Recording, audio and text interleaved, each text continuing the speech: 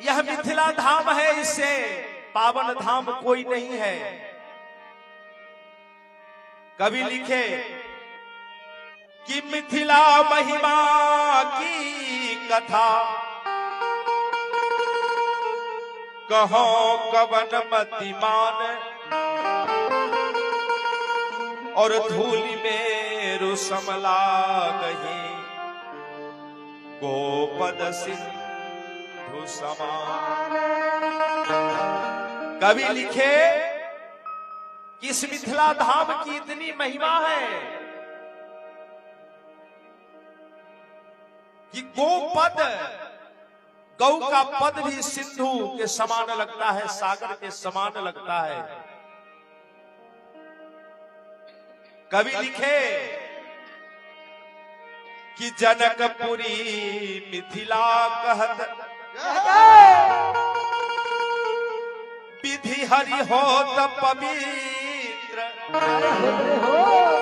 और सो मैं बरनो कौन विधि, महिमा परम विचित्र। क्या कहना है इस मिथिला धाम का? जय हो।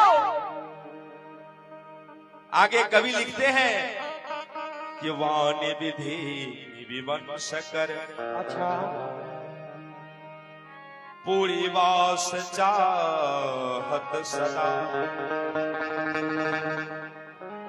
मिथिला तरस प्रभावते,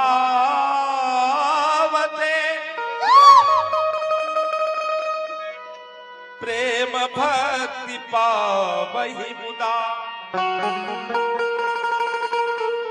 जगत जलधि तिरुहुद कमल, जनक नगर मकरंद,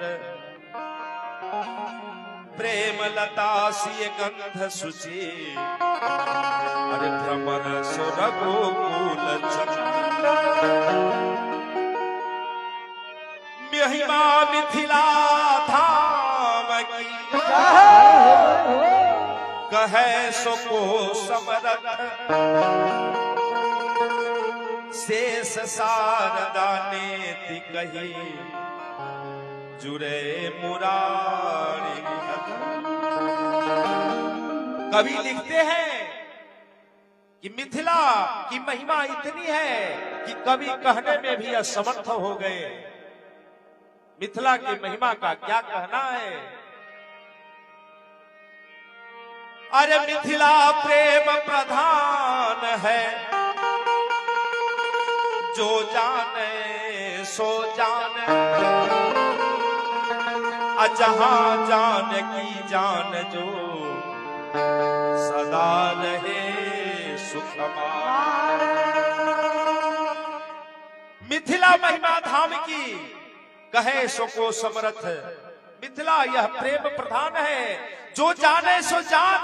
जो इस प्रधानता को जानता है वही जानेगा, जो नहीं जानता है, जिसके पास भाव नहीं होगा, वह नहीं जान सकता है। जय हो। आरती के थाल चाहिए। इस मिथिला धाम का क्या कहना है, जहां हमारी जानकी जू और रघुनाथ जू सदा कोहबर में वास करते हैं।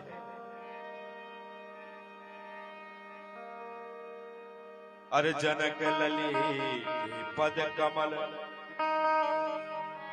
तब तक उर नहीं आस, राम भ्रमर आवत नहीं, तब तक तिनके पास,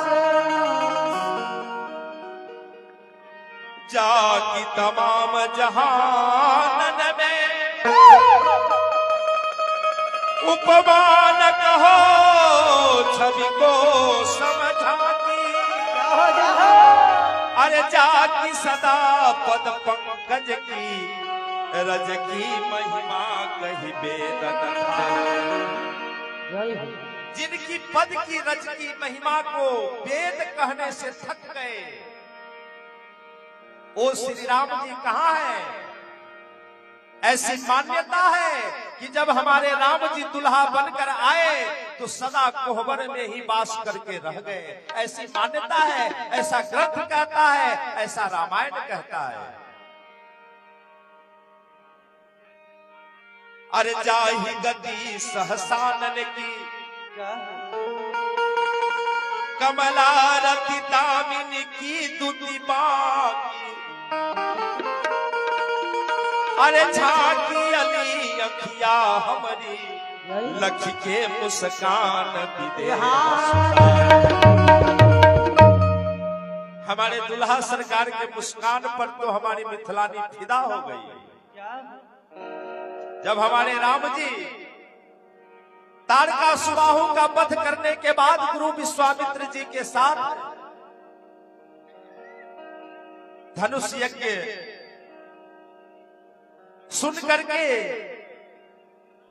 जब हमारे राम जी मिथिला में आए अपने गुरु विश्वामित्र जी के साथ और जब नगर भ्रमण में चले तो सखियां सब जो दौड़ सकती थी वह दौड़ गई और जो पुतोही थी वह झरोखे से झांक कर देखने लगी कि कितनी सुंदर यह छटा है।